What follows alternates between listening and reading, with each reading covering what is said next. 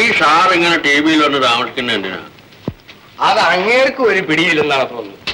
അല്ല, ടി വിയിൽ വരുന്നവരെയും പോകുന്നവരെയും പറ്റി നമ്മളിരുന്ന് ചിന്തിക്കേണ്ട ആവശ്യമുണ്ട്. അത് ശരിയാ.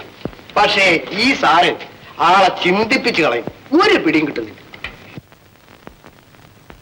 എവിടേക്ക്? ഓഫീസിലേക്കായിരിക്കും. എന്താ പരിഹസിക്കാണോ? അല്ല, ഈ ഒരുങ്ങി പിടിച്ചുള്ള പോക്ക് കണ്ടപ്പോ ചോദിച്ചു പോയതാന്നേ. എടാ മോനെ, ഈ അലഞ്ഞു തിരിഞ്ഞു നടക്കുന്ന നേരം കൊണ്ട് ടി വിയിൽ വന്ന് എന്നെ ഒന്ന് സഹായിക്കുകയാണെങ്കിൽ ഈ വയസ്സുകാലത്ത് വരുന്നവർക്കും പോകുന്നവർക്കും രാത്രിയും പകലും ഇല്ലാതെ കടയിലും മറ്റും ഞാൻ ഈ ഓടേണ്ട വരുമോ? വാച്ചറേ, എന്താണ് ആണുകൂട്ടാ നീ അച്ഛനെ വിളിച്ചത്?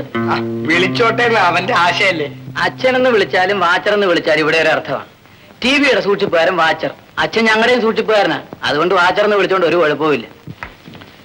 ആദ്യത്തെ കുഞ്ഞ് ആൺകുഞ്ഞാകുന്നത് ഭാഗ്യമാണെന്നാ പറയുന്നത്. എന്നിട്ട് ഇപ്പൊ എന്ത് പറ്റി? എന്നിട്ട് ഭാഗ്യം കൊണ്ട് ഇവിടെ ശ്വാസം മുട്ടി നിൽക്കുകയല്ലേ. അവനെ പെറ്റെടുത്തതേ ഞാനാ. രാധ അച്ഛൻ കേട്ടണം. അവനെ ഇങ്ങനാക്കിയത് ഈ ഒറ്റ മനുഷ്യനാ. അവനെ നോക്കാൻ ഒറ്റ വഴിയേ ഉള്ളൂ. രാധയുടെ അച്ഛനോട് പറയാൻ മുഹൂർത്തം ഒന്നും നോക്കാനില്ലല്ലോ.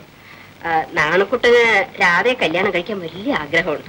ആ പെണ്ണിനെ പട്ടിണിക്കിട്ട് കൊല്ലാനോ? അവന്റെ തന്ത ഇവിടെ ഒന്നും കെട്ടിവെച്ചിട്ടില്ല. എന്തെങ്കിലും ജോലിക്ക് പോവുക, അതൊട്ട് ചെയ്യയില്ല. ടി വിയിലെ എത്ര പണക്കാരും വലിയ വലിയ ഉദ്യോഗസ്ഥന്മാരും വന്നു പോകുന്നു. സ്വന്തം മകന്റെ കാര്യമല്ലേ, നിങ്ങൾക്കൊരു വാക്ക് പറഞ്ഞുകൂടെ? അതും പോട്ടെ, ആരെങ്കിലും സന്തോഷിച്ചൊരു 50 പൈസ കൊടുത്താ കൈനീട്ട് മേടിക്കാൻ നിങ്ങൾക്ക് നാണമാണ് പോലും. പിന്നെ ഈ ഇരിക്കുന്ന പണി ഇവിടുത്തെ വേലക്കാരിയൊന്നുമല്ല, ഓർമ്മ ഇരിക്കട്ടെ. അല്ല, രാധയുടെ നാണുക്കുട്ടന്റെ കാര്യം പറഞ്ഞിട്ട് മറുപടി ഒന്നും പറഞ്ഞില്ല. അതിന് ഇത്ര ധൃതി പിടിക്കണോ? നമുക്ക് സാവധാനത്തിൽ ആലോചിക്കാം.